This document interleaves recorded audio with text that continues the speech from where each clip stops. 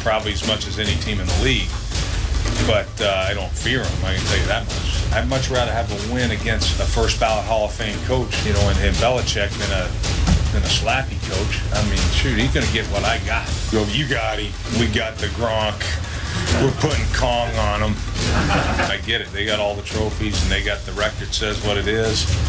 But, you know, I think we got the same record as we had in that stadium on Sunday. It's a brand-new team, and we'll see what happens. Don't talk about it, be about it. On Sunday, we'll see who can walk the walk, Belichick's Pats or Rex's Bills. Which team has the mental edge heading into Sunday, Mr. Bayless?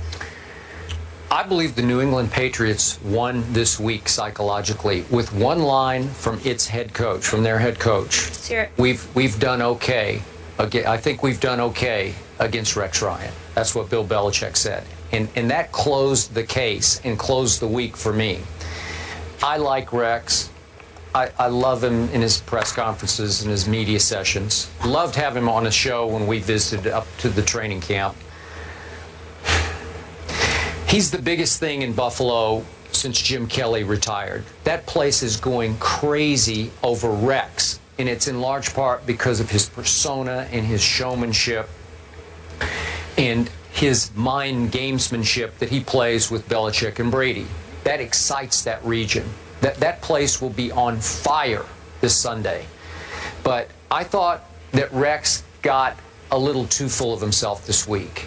And I thought he talked and talked and talked to the point that, and I'm just guessing on this, that Tom Brady will no longer be distracted by the mind gamesmanship that he so brilliantly usually plays. I think Tom Brady will be infuriated by it. And I'm going to say this again. I believe you're going to see Tom Brady once again be on an 07 style mission in which he's going to take Deflategate out on opponent after opponent after opponent. And the one he would like to most take it out on, just because they've had such a rivalry, and if any head coach has quote-unquote owned Tom Brady, it is definitely Rex the Hex Ryan. But in this case, I think he's going to relish taking it out on Rex's new football team.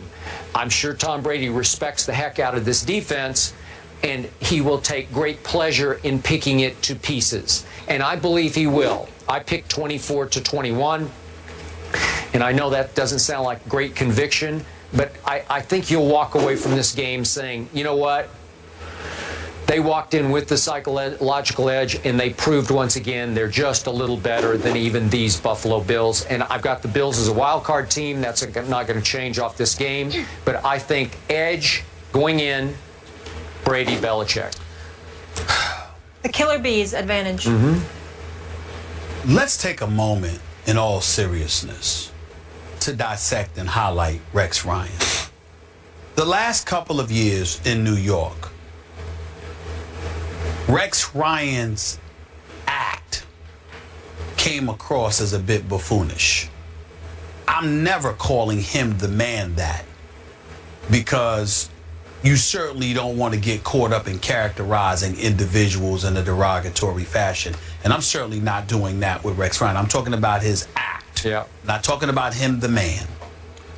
But even though his act came across as a bit buffoonish, it was first validated by him talking the talk and delivering the Jets to 2 consecutive AFC Championship games. Yeah.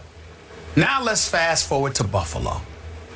He gets fired from the New York Jets job. He comes on the set with us at First Take when we went to his camp. And even though I had no enjoyment whatsoever being up there in Foxborough with New England, I thoroughly enjoyed being in Rochester, New York. I love Foxborough. Well, I didn't like being up there because the New England Patriots were busy practicing and they never came on the show until the last 5 minutes. That's what they do. They're about winning football games, not being on the first day. I didn't want to be there, but I loved being in Buffalo and I loved being in Florham Park, New Jersey. I have no problem with them stiffing us. They were very good to us. They were, the Jets and the Bills were first class all the way. Let me just say that. And the better team is the New England Patriots. All right, that don't mean they ain't classless. Now let's get back to it. No one's ever accused them of being classless. I'm talking about towards their guests. That's all I'm saying. I mean it, and that's that. Now let me get back to the Bills. Rex Ryan is talking But damn, did they back it up opening day. They ran the Indianapolis Colts out the stadium. And all I'm saying to you, Skip, is this. Let's give the man credit. Because you have called him maybe the most brilliant defensive mind in all of football. Not maybe. Okay, no, not maybe. Yeah. You're going up against a guy in Bill Belichick who at one time was considered a genius. But when he goes up against Rex, you say Rex doesn't give him anything because Rex doesn't have to take a back step towards him as it pertains to defense. All I'm saying is that Rex Ryan has earned the right from a defensive standpoint, particularly when you see the defensive personnel that he has at his disposal with this Bills team. Rex Ryan deserves the right for us to step back and say, let's see. Yeah. Because that's where I'm at. Because it's not just Rex Ryan talking with no personnel to work with. Now, when he told me the Jets were going to win, you know, because they were going to score points, and I'm looking at Geno Smith as your quarterback and Eric Decker as your #1 wide receiving offensive option, I knew that was a joke. But when you tell me we've got some studs because you went out and got LaShawn McCoy, because Sammy Watkins is your wide receiver, okay, because Tyrod Taylor is somebody that can make things happen. And then I look at this defense with Hughes, with Kyle and Mario Williams and these boys, and Marcel Darius coming back. I'm like, whoa. And Gilmore and those guys. I'm like, okay, these brothers can get at you.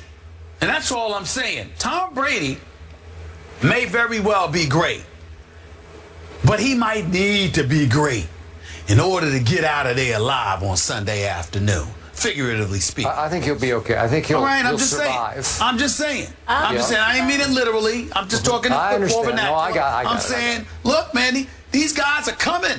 And we know that Rex has brought the house when he hasn't had personnel like this. He had a strong secondary in New York. In Buffalo, he's got a front seven, man, that might be the best in the NFL. Okay. It's not a joke. All right. It's definitely not a joke. Now, back to psychological edge. Now we're being told that the Buffalo Bills official pro shop is selling little air pumps used to inflate or deflate footballs, selling them to the fans, maybe to take to the stadium. So we're being told. Not a big deal, but I'm telling you it's going to be a deal. I will admit to you.